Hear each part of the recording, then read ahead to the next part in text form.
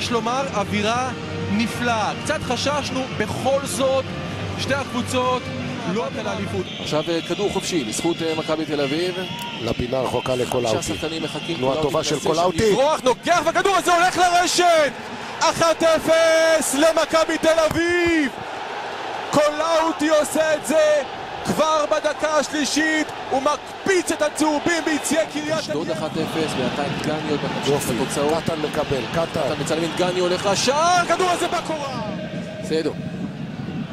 כדור סתמי, קדימה. לא, כדור טוב, כדור טוב. זה עכשיו, עזריאל נמצא שם וזה ילך לרשת! לא, ברק לוי מצליח לעצור את זה. קטן.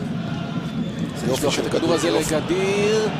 הצליח להגיע, גוזלן באמצע, בוקולי מצטרף, בוקולי! שון, בואו נראה את זה, לא, בוקולי! איזו עדיפה מצוינת של ברק לוי. משחק, קטן, מעביר את הכדור לתורג'מן, מסובב, בועט, הכדור הזה בקורה! למרות שהקורה של דגני הייתה בפתיחת המשחק. שנייה, עד עכשיו, שליטה מוחלטת. לגמרי, לא ראינו בצד השני ממש כלום. בואו נראה עכשיו את הניסיון הזה, ורד נמצא שם וזה הולך לרשת! עכשיו זה סוף סוף נכנס! עידן ורד משווה ל1-1, מכבי חיפה ראויה לשער הזה.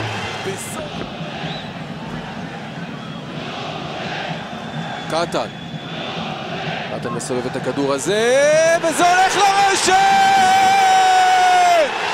2-1 אלף טוואטחה מנצח למכבי חיפה את המשחק הזה.